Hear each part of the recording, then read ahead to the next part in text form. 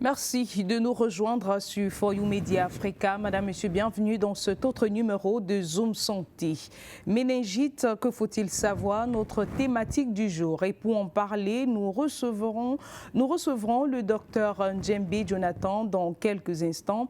Mais avant, le sommaire de cette émission. Dans le cadre de l'Actu Santé, nous vous emmènerons en République démocratique du Congo où l'épidémie de choléra a atteint un niveau aigu avec 33 000 cas détectés dans 17 provinces.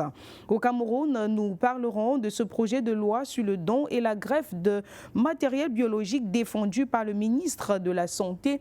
Et enfin, nous parlerons également de l'exclusion par la Chine des entreprises de l'Union européenne de ces grosses commandes publiques de matériel médicaux. Et puis, dans la chronique du docteur, le technicien médico-sanitaire Ngwana nous parlera de l'importance de l'hygiène et de la salubrité dans nos quartiers à cette heure où des maladies comme le choléra font de plus en plus retour.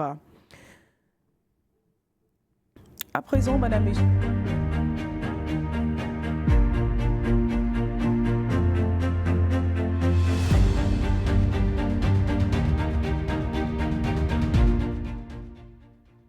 merci de nous rejoindre sur For You Media Africa. Nous prenons l'Actu Santé à présent.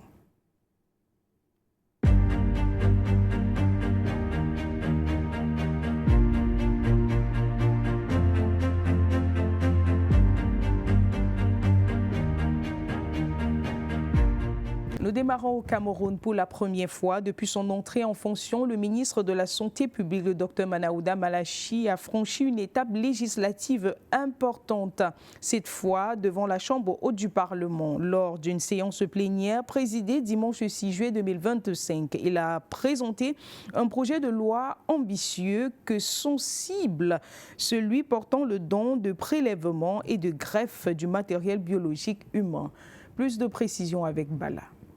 Ce texte, structuré en 55 parties en 9 chapitres, vise à encadrer de manière rigoureuse mais profondément humaine le processus de don de tissus, de cellules et d'organes d'origine humaine. À travers cette initiative, le gouvernement entend doter le pays d'un cadre juridique clair, éthique et respectueux de la dignité humaine, répondant aux exigences modernes de sécurité, de traçabilité et d'accessibilité. Moins de 2 jours après avoir défendu ce projet devant la Commission des affaires culturelles, sociales et familiales, dirigée par le sénateur Mama, le ministre est revenu devant l'ensemble des sénateurs pour une nouvelle audition. Les échanges ont été nourris, passionnés et marqués par un fort sens de responsabilité. Plusieurs sujets ont attiré l'attention des sénateurs. Le consentement libre et éclairé des donneurs, le temps requis pour obtenir ce consentement, la sécurisation et l'encodage des cellules dans le processus d'autorisation ou encore les conditions de délivrance des agréments au centre de transplantation. Les sénateurs ont également examiné de près les mécanismes de contrôle des garde-fous contre la commercialisation illicite et les moyens de promouvoir le don volontaire. Dans un rare consensus, les sénateurs ont reconnu la pertinence du projet de loi tout en soulignant sa complexité. Le ministre rompu à l'exercice a su répondre avec précision et pédagogie, insistant sur le fait que ce texte s'inscrit dans une démarche de modernisation du système de santé. Il a également rappelé la nécessité de l'adapter à nos réalités culturelles et religieuses tout en respectant nos normes internationales. Il a également réaffirmé l'importance de bâtir une véritable culture du don dans notre société fondée sur la solidarité, le respect mutuel et la transparence des valeurs clés pour garantir un système de greffe équitable, fonctionnel mais surtout accessible à tous. L'examen de ce projet de loi représente une nouvelle avancée dans les réformes engagées pour transformer durablement le secteur de la santé publique. Il s'inscrit dans une série d'initiatives portées avec détermination par le ministre et témoigne de la volonté du gouvernement de bâtir un arsenal juridique moderne centré sur la personne humaine. Le vote attendu pourrait ainsi permettre l'entrée en vigueur d'un cadre légal inédit au Cameroun, un cadre porteur d'espoir capable de sauver des vies tout en respectant scrupuleusement l'éthique médicale et les droits fondamentaux des citoyens. Un pas de plus vers un système de santé plus humain et plus juste au Cameroun.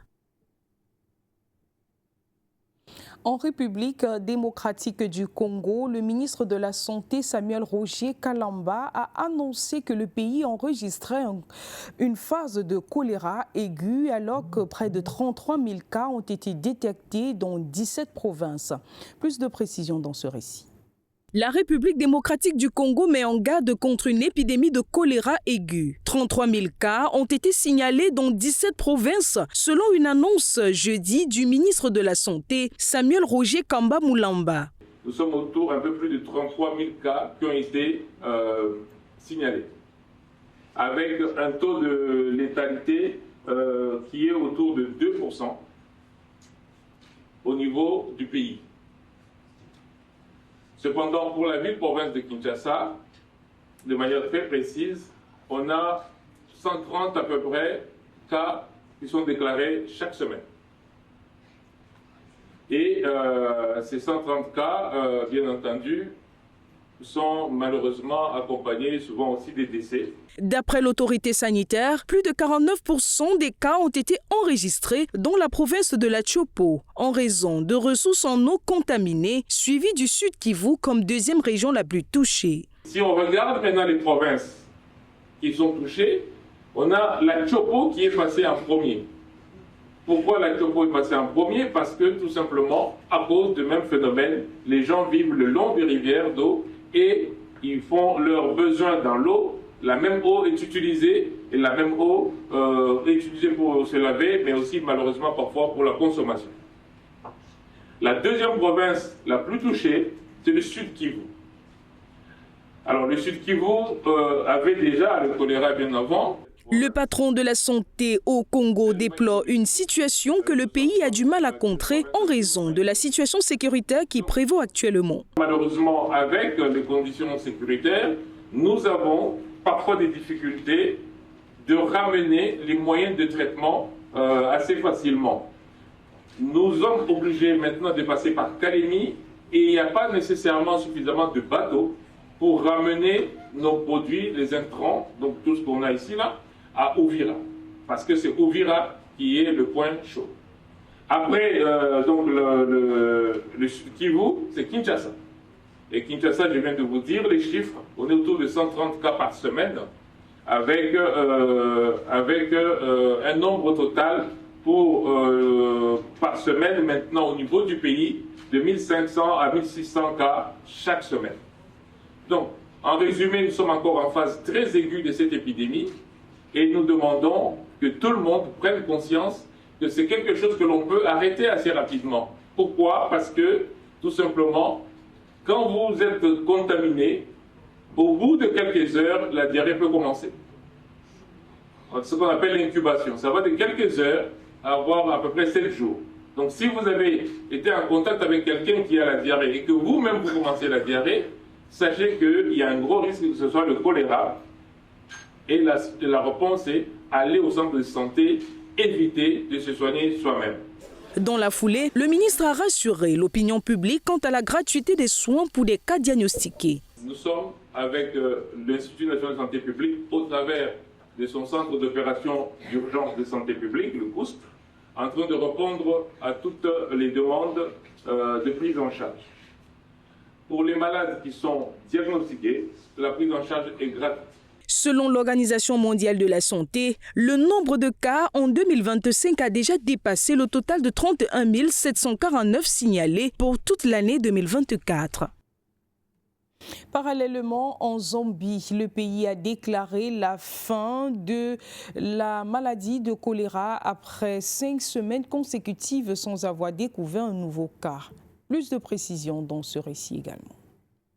Les autorités sanitaires zambiennes ont déclaré jeudi la fin officielle de l'épidémie de choléra. Cette décision intervient après 5 semaines consécutives sans aucun nouveau cas confirmé sur l'ensemble du territoire national. Un seuil supérieur aux 28 jours requis par l'Organisation mondiale de la santé. Sur une période continue de plus de 5 semaines, dépassant le seuil international de 28 jours consécutifs, aucun nouveau cas confirmé de choléra n'a été signalé dans aucun district de Zambie. L'épidémie réapparaît apparu fin 2024 a touché 496 personnes et fait 9 morts selon les autorités sanitaires. Le dernier cas confirmé avait été enregistré le 13 mai dernier dans le district de Kaboué, dans la province centrale. Le ministère de la Santé a salué l'engagement des équipes de santé, des structures communautaires et des partenaires qui ont contribué à la réponse rapide et coordonnée à la crise. D'après le ministère, cette résurgence a mis à l'épreuve la résilience des communautés et les capacités de réponse du système de santé du pays, même si elles ont réussi à contenir la propagation de la maladie véhiculée par l'eau. Les autorités de santé resteront vigilantes, a indiqué le ministère. La Zambie a connu sa pire épidémie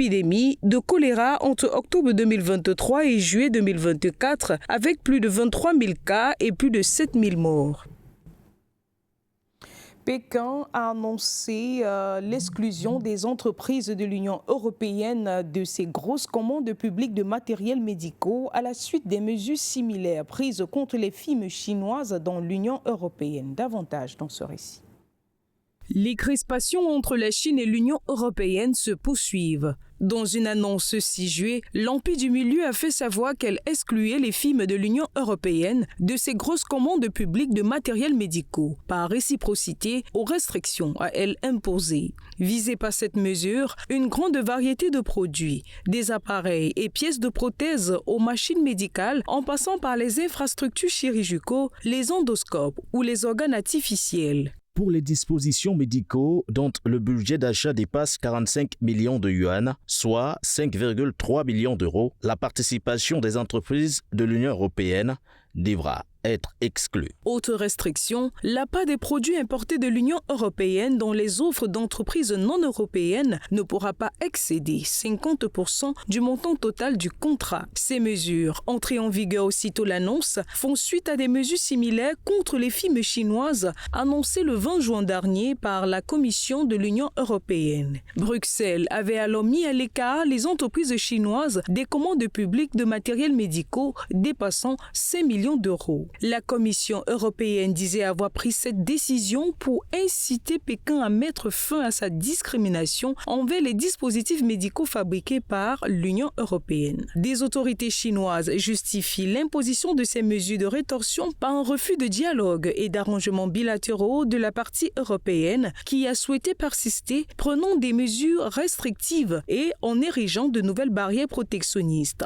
Néanmoins, des exceptions ont toutefois été annoncées par le ministère chinois des Finances. Les mesures de représailles ne s'appliquent pas aux projets pour lesquels seuls les dispositifs médicaux importés de l'Union européenne peuvent répondre aux besoins d'achat, a-t-il déclaré. Alors que les conflits entre Pékin et Bruxelles se sont multipliés ces 3 dernières années dans le domaine économique, la Chine et l'Union européenne doivent tenir juillet courant dans la capitale chinoise un sommet pour marquer le 50e anniversaire de l'établissement de leurs relations diplomatiques.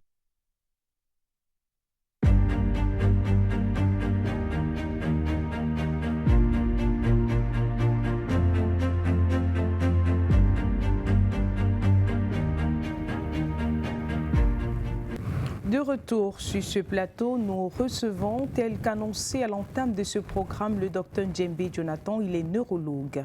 Bienvenue, docteur. Bonjour, Madame Fotso. Merci de me recevoir. C'est toujours un plaisir d'être avec vous à l'émission Zoom Santé. Bonjour à tous les auditeurs, à tous les spectateurs.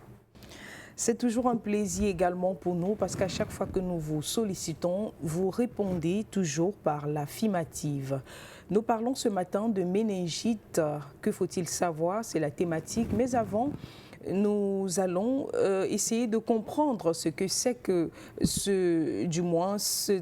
cet ensemble d'éléments concernant bien sûr les méninges et aussi la maladie. Docteur, avec vous, nous vous demandons d'entrée de jeu, c'est quoi la méningite? Mais avant, faire un détour sur la définition des méninges et voir quel est le rôle de ces organes dans du moins dans l'ensemble du corps humain. Alors, pour la méningite, oui. On ne peut pas parler de méningite sans parler de méninge, comme vous l'avez dit, et il faut déjà savoir ce que c'est. Alors, dans la méningite, vous avez méninge et on va dire le suffixe « it » qui veut dire inflammation.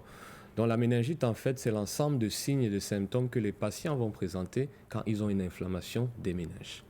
Alors, les méninges, qu'est-ce que c'est? Ce sont des enveloppes qui protègent le cerveau.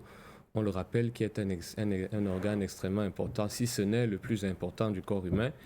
Il ne représente que 2% du poids du corps, mais il consomme quand même 20% d'énergie au repos et plus.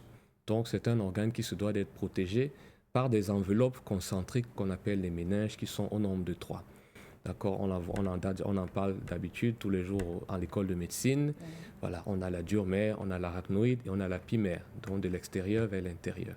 Et ces 3 enveloppes, on va dire, ont 3 ou 4 rôles. Le premier rôle, c'est un rôle de protection, comme on l'entend. Protéger le cerveau contre les chocs, protéger le cerveau contre les infections, protéger le cerveau contre toute atteinte qui peut le mettre à mal. La deuxième fonction, c'est une fonction d'alimentation. Parce que le cerveau, dans sa conception, on va dire, est enfermé dans la boîte crânienne. Et il n'a que de très petites voies d'abord pour amener le sang. Aucune autre cellule cérébrale, hormis les cellules du cerveau, ne sont dans le cerveau. Vous n'avez pas de globules blancs, vous n'avez pas de globules rouges, il n'y a rien.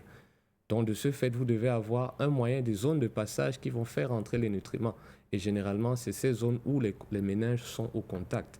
D'accord, c'est ça qu'on appelle la barrière hémato-méningée, d'accord, ou la barrière hémato-encéphalique. C'est une barrière qui fait en sorte que, à certains endroits, d'accord, il y a certains éléments précis qui passent. Et généralement, c'est dans ces endroits-là que les infections passent et d'où une méningite peut survenir. D'accord. C'est bien compris le processus et on apprend davantage. Maintenant, dans nos différentes lectures, dans notre littérature, on a que comprendre qu'il existe différentes formes de méningite en fonction peut-être des éléments responsables. On veut donc savoir.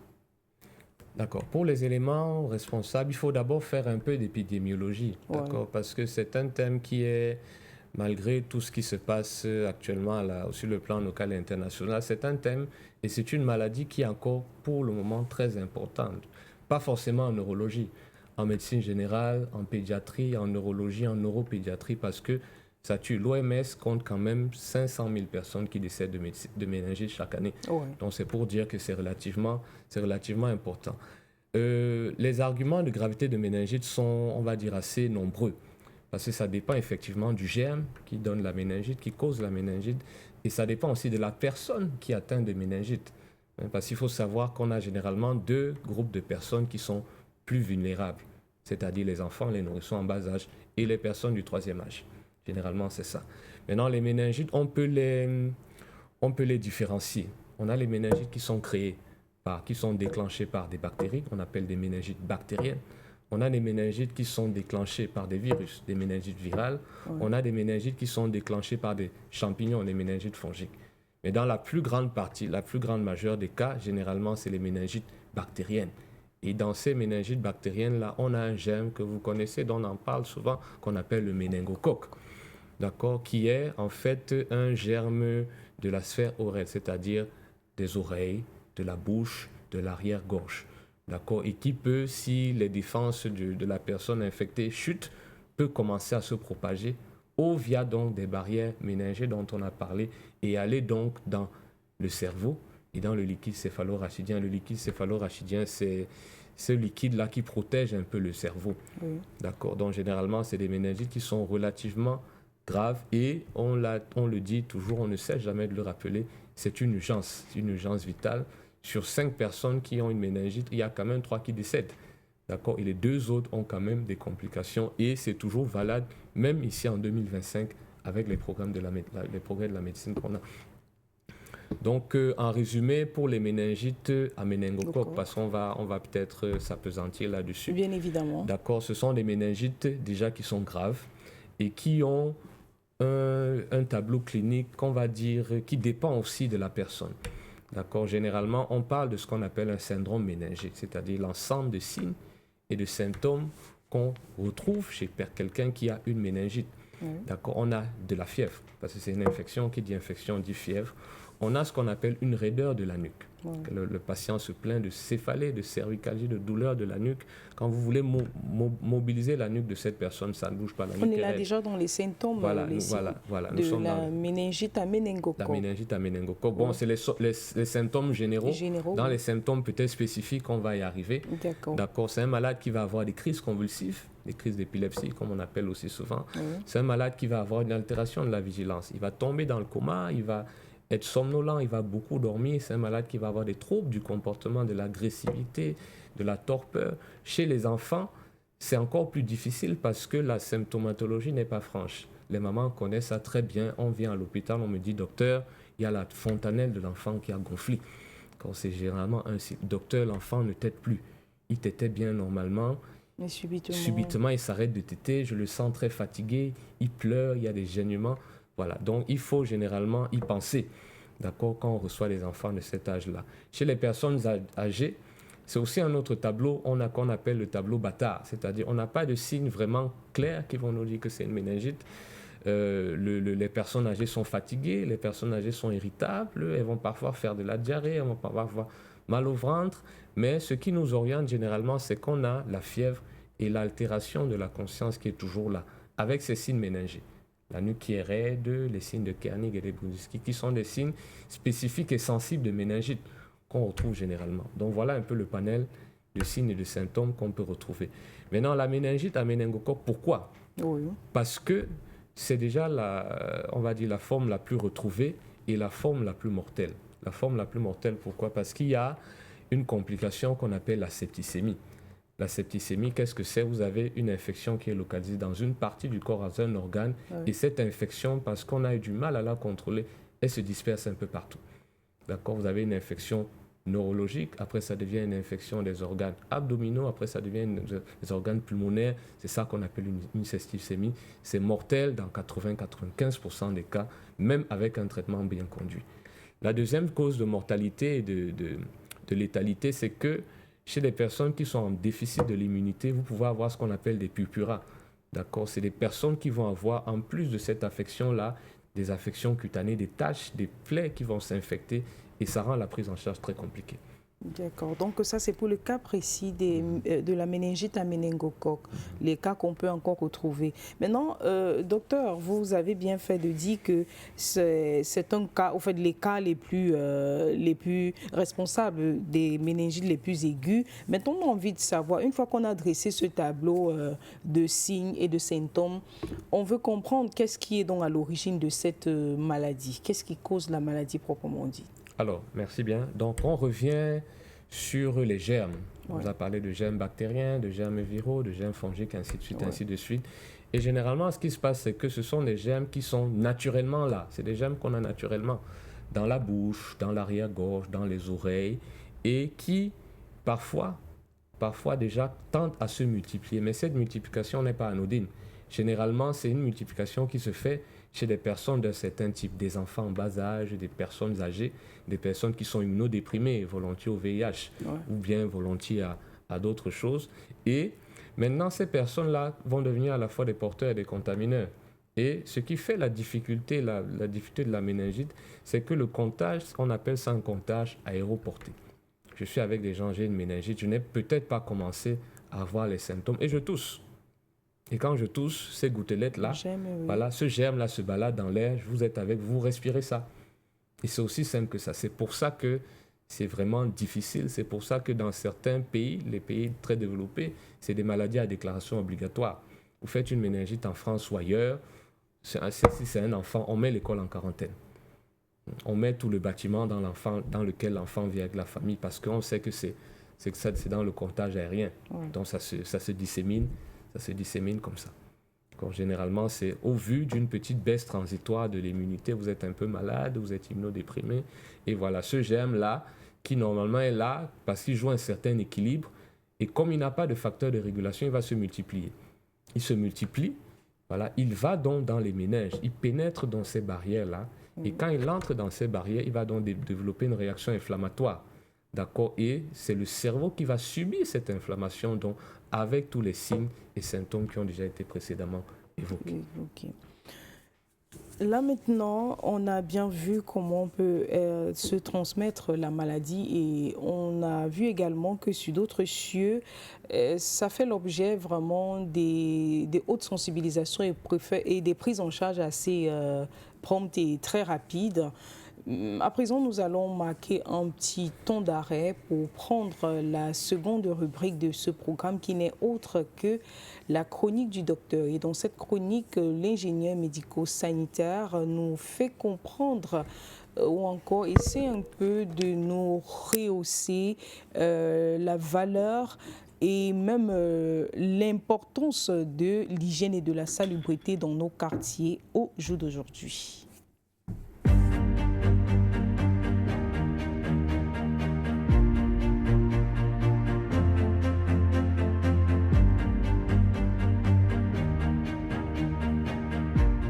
Bonsoir à tous, je suis très heureux d'être avec vous aujourd'hui pour parler d'un sujet qui nous concerne tous, qui est l'hygiène et la salubrité de nos quartiers. Alors, il est important de rappeler que notre environnement quotidien influence directement sur notre santé, sur notre bien-être et même sur la valeur de nos maisons. Alors, c'est pourquoi la question qui taraude les esprits aujourd'hui est celle de savoir, est-ce que nous vivons dans un cadre sain? Et pourquoi cette question? Parce qu'un quartier sale n'est pas seulement désagréable à voir, mais c'est un quartier malade.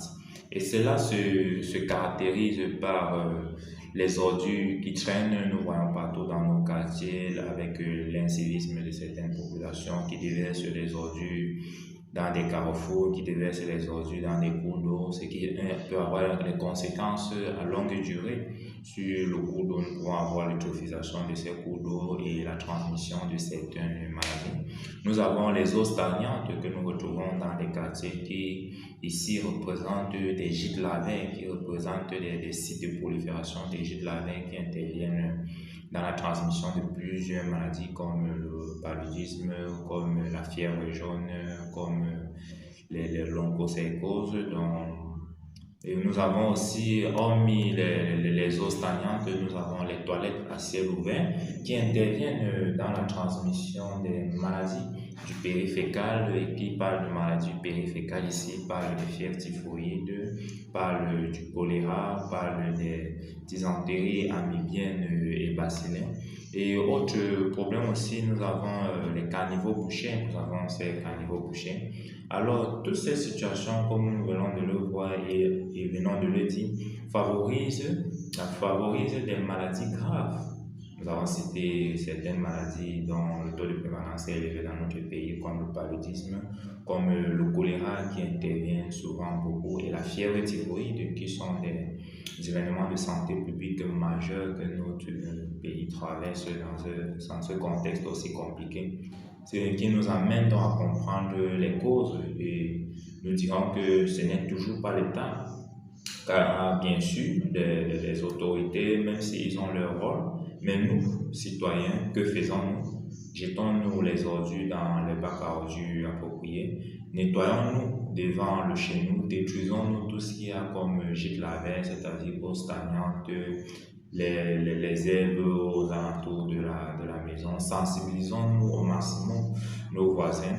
Alors, si cela n'est pas fait, il est important de comprendre que l'hygiène commence devant chez soi. Alors, les solutions à notre portée, car il est possible d'agir tout en organisant des journées de nettoyage, comme nous le voyons dans certains quartiers, tout en créant des comités de salubrité dans nos quartiers, et tout en s'assurant en fait que l'hygiène de chez soi, parce que pour qu'un quartier soit propre et agréable à vivre, comme nous l'avons dit, il faut que cela commence chez soi. En conclusion, nous dirons que l'hygiène n'est pas un luxe, c'est un devoir, c'est un acte de respect envers soi-même et envers les autres.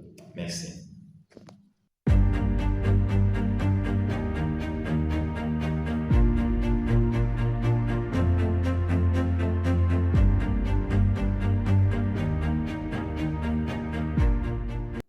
Merci à l'ingénieur Sanyangwana pour cet élément sur l'hygiène et la salubrité dans les quartiers. Docteur, est-ce que vous avez un mot à dire sur cet élément concernant l'hygiène et la salubrité dans nos quartiers actuellement, surtout dans les villes de Douala, dans la ville de Douala où les ordures font désormais ménage avec nous?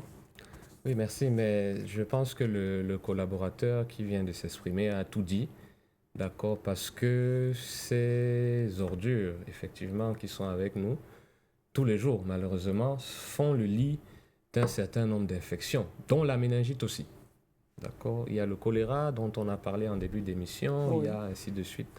Donc, c'est un problème qui n'est pas forcément ailleurs.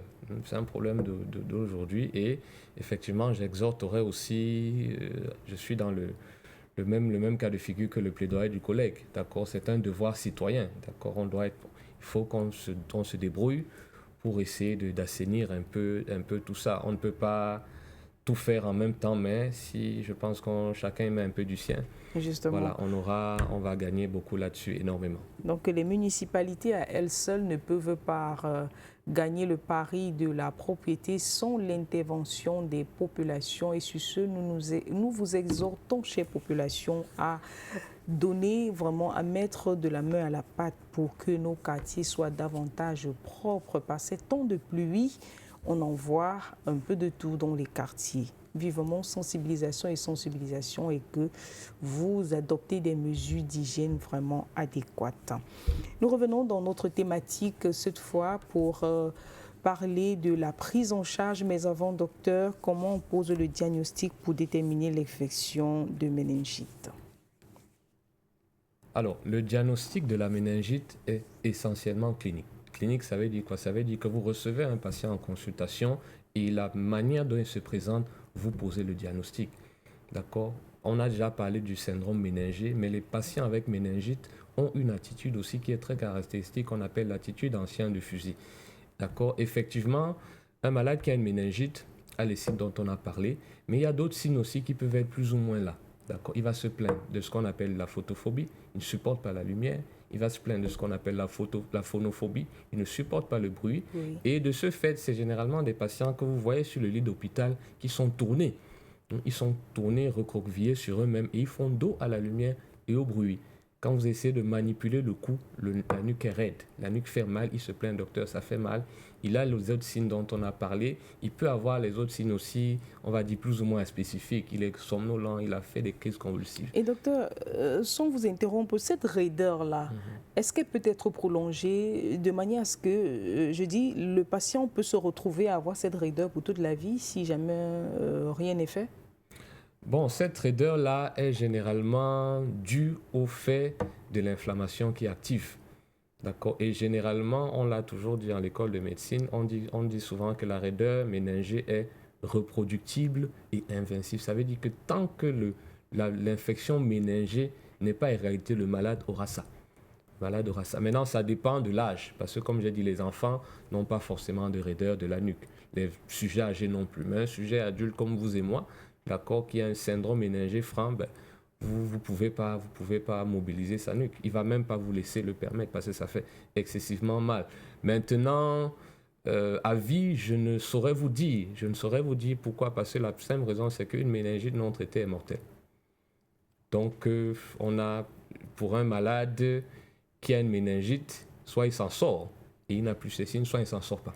Donc, à vie, c'est un peu, je vais dire, je ne dirais pas à vie, mais tant que la maladie est là, ce sont des signes. Cette raideur persiste. Ce sont des signes qui sont là. D'accord. Et oui, vous disiez que concernant le diagnostic, il est essentiellement clinique. Oui. Il y a d'autres signes qu'on pouvait rencontrer, notamment ces patients qui sont vraiment opaques, non réceptifs à la lumière, certains au bruit et tout. Entre autres, on en a encore ou Généralement, c'est des signes qu'on va dire qui concernent le cerveau, oui, qui concernent les méninges et des signes qui concernent le reste du corps. Oui. D'accord. Donc les signes qui concernent les méninges, effectivement, ce sont les signes dits méningés. Oui. D'accord. La raideur de la nuque, le signe de Kernig, le signe de Brunski sont des signes spécifiques. Bon, On ne va pas entrer là-dedans. C'est des signes qui permettent effectivement de nous conforter un peu.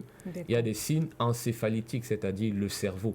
Généralement, là, c'est tout ce qui est gestion de la conscience, gestion du comportement, gestion des facultés cognitives, de la parole, gestion de la vigilance, un malade qui est stuporeux, un malade qui est dans le coma. Et on a maintenant des signes généraux. Les signes généraux, c'est la fièvre. D'accord. C'est les autres signes, des douleurs abdominales, des courbatures, des frissons. Donc, vous voyez qu'en fonction du germe, en fonction du patient, on a tout un type de combinaison qu'on peut avoir avec tous ces signes-là. Et quand on sait que dans nos hôpitaux, on n'a pas forcément des spécialistes, comme le cas de figure, le cas d'espèce, le neurologue, on ne les a pas dans tous les centres de santé.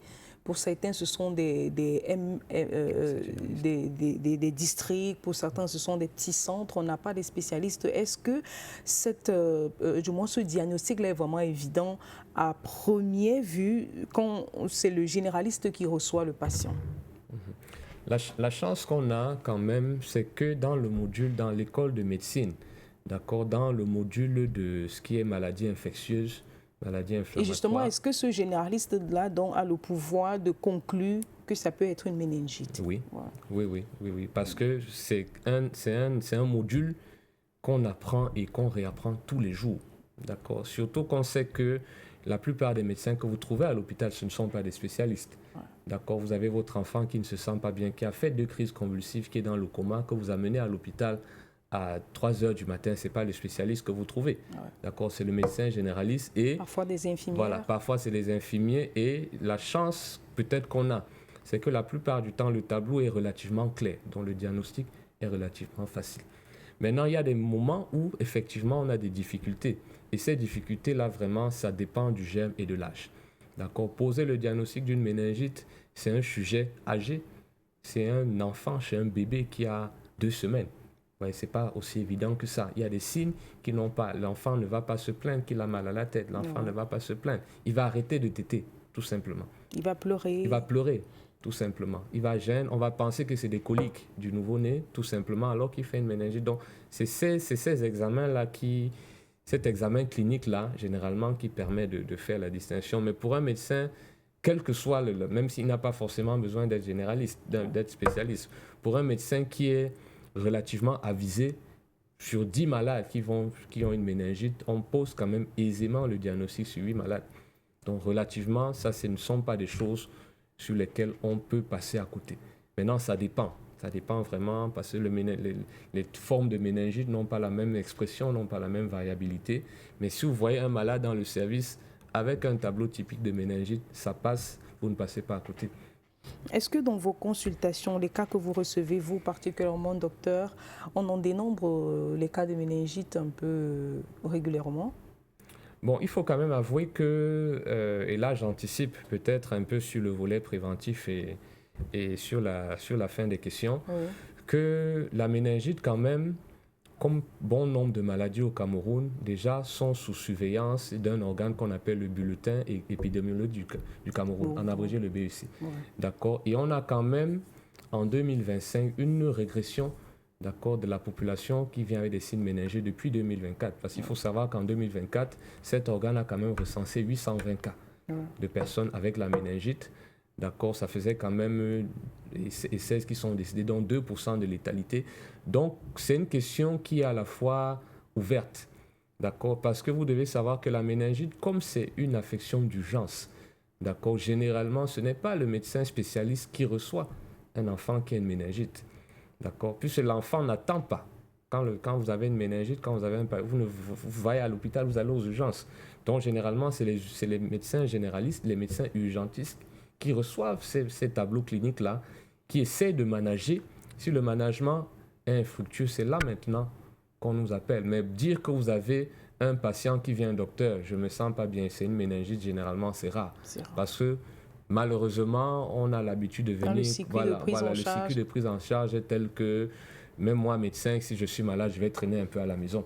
Avant de venir, c'est comme ça. D'accord. Donc, en pratique clinique, depuis 1-2 ans, d'accord, depuis les 2 dernières années d'expérience personnelle, d'accord, j'ai peut-être vu, je vais dire, 10 ou 15 méningites, mais c'était essentiellement des malades hospitalisés. D'accord, docteur, on a un malade dans le service qui fait des crises convulsives, qui ne va pas bien, on souhaiterait que vous passiez voir. Mais en recevant en consultation externe, non, c'est vraiment des affections d'urgence, c'est de l'urgence. Donc le malade ne transite pas par l'hôpital du jour. L'hôpital du jour, c'est les patients qui viennent consulter parce que bon, ça va un peu, ils peuvent attendre. Mais quand c'est les urgences, c'est des malades qui arrivent la nuit. C'est des malades qui arrivent le matin parce que depuis 2 jours, il prend le paracétamol, depuis 2 jours, il prend les antibiotiques, son état s'est aggravé. Il faut qu'on fasse rapidement quelque chose. D'accord. On entre là directement. Vous avez déjà tendu la pêche concernant la prise en charge. Et on veut donc savoir quelles sont les solutions possibles pour des éventuels cas de méningite. Pour les solutions, Dieu merci, la méningite se traite. D'accord, au moins 95%, je dirais 97% des méningites sont traitables parce qu'on sait déjà au moins ce qui donne ça. Avant d'arriver dans la prise en charge, il faut déjà au moins confirmer notre diagnostic, c'est-à-dire on reçoit un patient chez qui on suspecte une méningite. D'accord, il y a un examen qu'on appelle la ponction lombaire qu'il faut faire dans tous les cas de figure. Et ça aussi, les collègues qui m'écoutent vont rire parce qu'on nous a martelé, moi aussi, que la méningite est une urgence et il faut faire la ponction lombaire dès qu'on suspecte. Quelle que soit l'heure à laquelle le malade vient, qu'il soit 2 heures du matin, qu'il soit 7h, 15h, vous devez rapidement faire la ponction lombaire. Alors ce geste, c'est quoi? D'accord, il est question de prélever ce qu'on appelle le liquide céphalorachidien, d'accord, qui est ce liquide de protection du cerveau et c'est ce liquide qui est sujet à cette inflammation qui va donner les signes. D'accord, c'est un geste médical qu'on fait qui est relativement facile à faire et dès qu'on a retiré ce liquide-là, on l'amène au labo, d'accord, pour analyse, pour chercher les éléments biologiques, macroscopiques et cellulaires qui vont nous contenter dans notre hypothèse. Mais la plupart du temps, il se peut que ce ne soit pas évident à faire aussi. D'accord, je vous donne le cas pratique d'espèce d'un enfant qui vient à 3 heures du matin, qui est dans le coma depuis 2 jours, qui a fait 5 épisodes de crise convulsive, qui a une fièvre à 40. D'accord, on fait la ponction lombaire. À cette heure-là, ça se s'entend qu'il faut payer le matériel. Il faut que la famille achète. Il faut disponibiliser un certain nombre de choses. Donc, généralement, on n'attend pas et on met le patient sous traitement. Et le traitement d'une méningite, c'est principalement les antibiotiques. C'est une antibiothérapie qu'on appelle lourde et musclée. D'accord? Au moins 10 jours, 14, on peut aller jusqu'à 21 jours. Ça dépend des indications. La méningite ne se traite pas à la maison. Jamais. C'est un milieu hospitalier toujours. Donc non à l'automédication, à tous ceux et celles qui essaient de prendre un peu à gauche pour essayer de contenter les potentiels symptômes qui peuvent arriver. Vous nous confirmez ici que la méningite se traite exclusivement à l'hôpital. Et docteur, pour des cas qui s'accompagnent avec, par exemple, la fontanelle et d'autres cas de figure, comment on gère cela? Alors, le traitement pour les enfants qui ont un bombement de fontanelle, la fontanelle bombée, en fait, ce n'est juste qu'une expression de la méningite. Donc, ce n'est pas un cas particulier, Dieu merci. En fait, la fontanelle va bomber. Pourquoi? Parce que le nouveau-né a, au niveau de certains endroits du cerveau, les sutures osseuses qui ne sont pas encore fermées. Les adultes que nous sommes, après un certain temps, le crâne ne grandit plus. Or, l'enfant est encore en train de grandir. Donc, il y a des zones qui sont encore relativement lâches. Et ces zones-là, ce sont des zones où il y a du liquide céphalorachidien. Or, nous avons parlé d'une inflammation. Oui. Et qui dit inflammation dit gonflement, dit bombement. Donc, c'est pour ça que généralement, les enfants ont ce signe spécifique de la fontanelle qui a bombé. D'accord? Quand vous recevez un bébé qui a ça, un jeune enfant qui a ça, il faut penser à une méningite. D'accord? Parce que c'est un signe qui est hautement spécifique, hautement sensible aussi. Et dans le cas inverse, docteur, est-ce que forcément tous les enfants qui ont oh mon Dieu, comment j'oublie, qui ont la fontanelle, c'est forcément un signe de méningite à l'inverse? Non, pas forcément, mais on va dire que l'un entraîne l'autre, mais pas l'inverse forcément. Ah, okay, d'accord, l'un entraîne l'autre, parce qu'un enfant peut avoir la fontanelle bombée pour une autre raison. Par exemple, des enfants qui ont des hydrocéphalies, des enfants qui ont des malformations congénitales, mais généralement le signe qui va, en plus de cette fontanelle-là, qui va nous faire tiquer, c'est une altération de l'état de l'enfant. La fièvre, des gênements, un mauvais état, une difficulté de s'alimentation, une difficulté de faire les selles, ainsi de suite. Un enfant qui vient avec un bon état général, d'accord, qui a la fontanelle bombée, depuis 1 mois, 2 mois, 3 mois, 4 mois, 5 mois, 6 mois n'est pas la même chose qu'un enfant qui vient avec la fontanelle bombée et qui est comateux.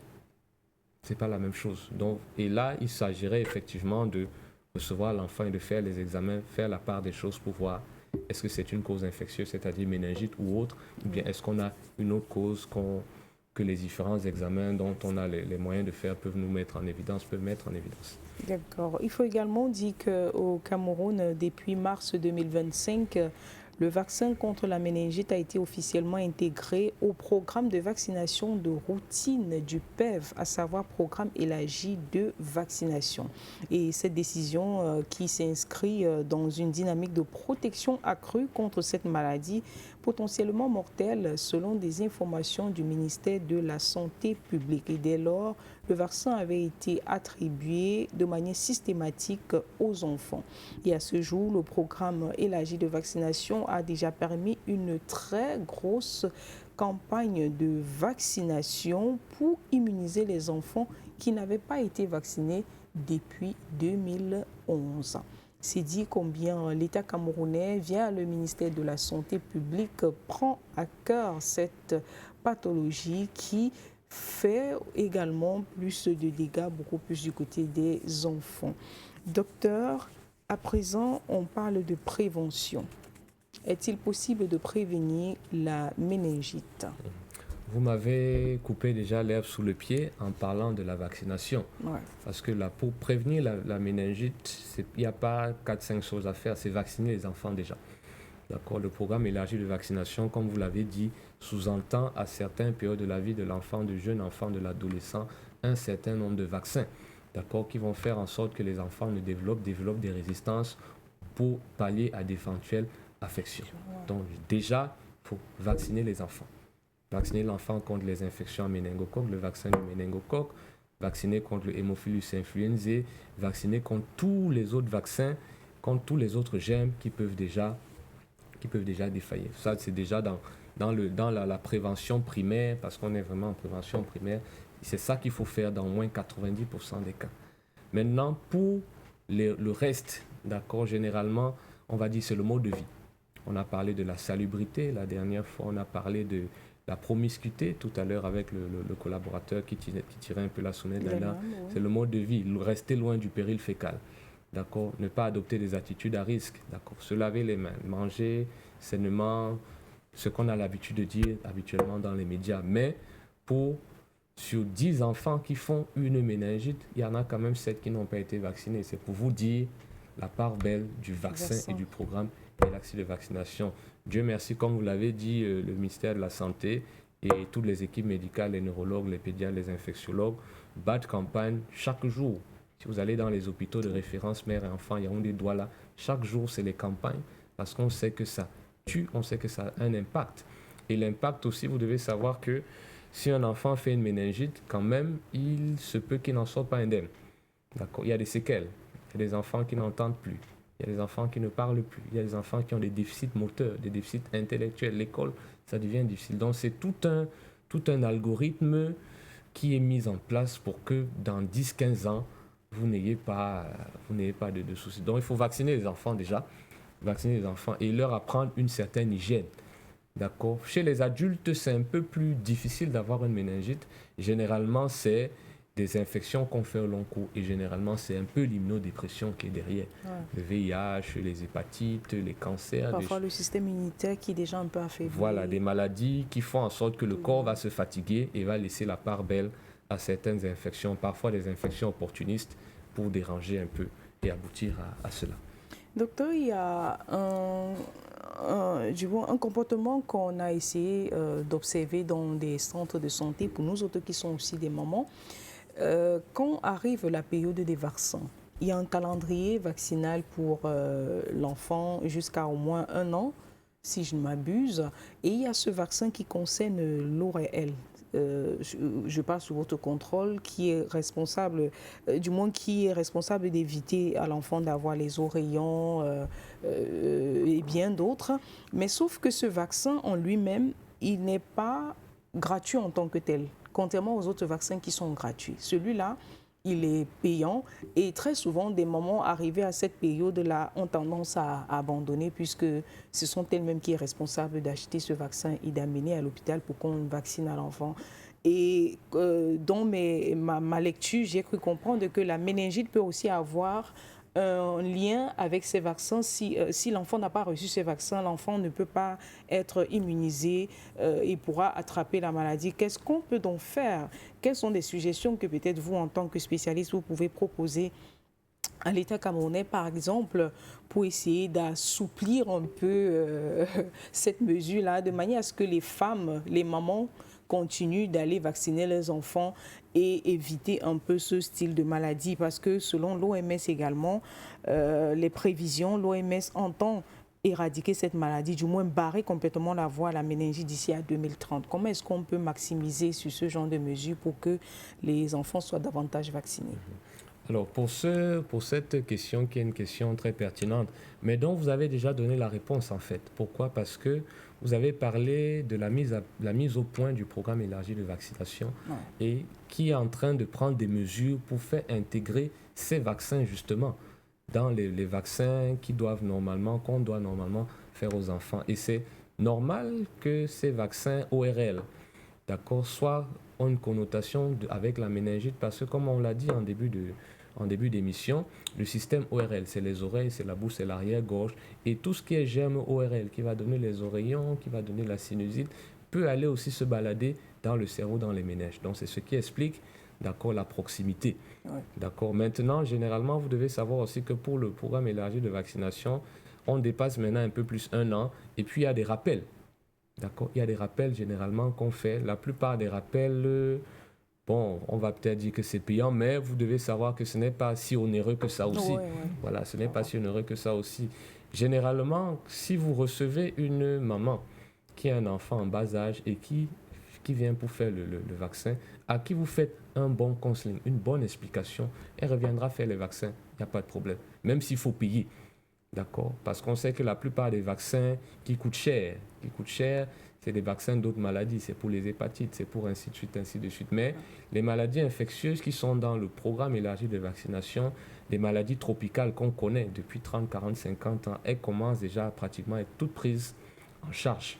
D'accord? Pour que si vous amenez votre enfant à l'hôpital, qui a 1 an, 2 ans, 6 mois, 4 mois, vous n'ayez pas à payer quelque chose. D'accord? Et c'est ce qui est en train d'être fait. Donc je pense que pour les recommandations, je pense qu'il est juste question de continuer cette bataille. D'accord? Le ministre de la Santé, toutes les équipes sont en train de mettre en place des programmes, d'accord, pour essayer de pallier à tout ça.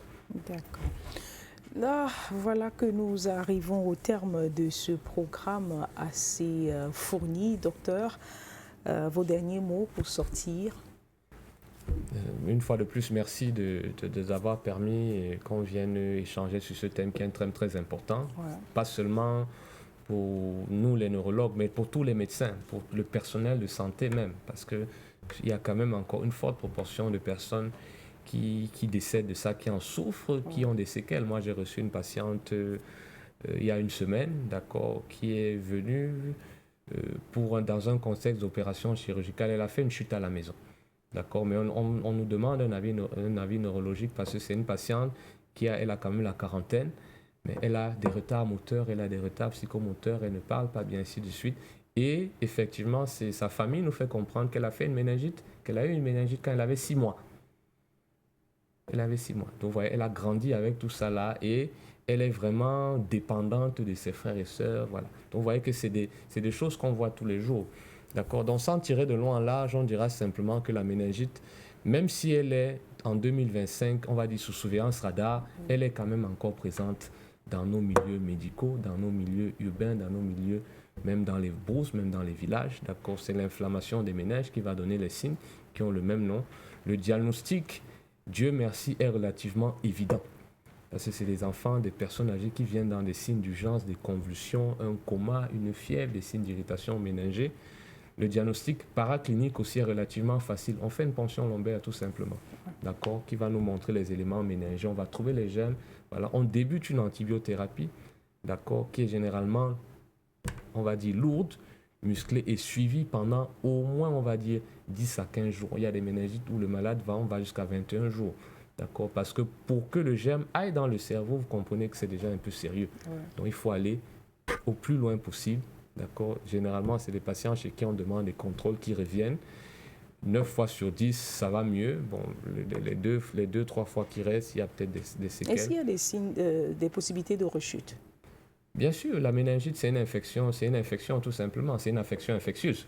D'accord? Excusez le jeu de mots. Donc, vous pouvez en refaire. Vous pouvez en refaire. Si les mêmes conditions sont réunies, vous allez toujours refaire. Mais Dieu merci. Dieu merci. Au Cameroun, on est en train de bagarrer contre ça. D'accord. Donc voilà un peu ce qu'on peut permettre de vous dire. Dès que vous avez un enfant, un de vos proches qui ne se porte pas bien, amenez-le à l'hôpital. D'accord. C'est pas forcément une méningite, mais amenez-le à l'hôpital. Je vous remercie.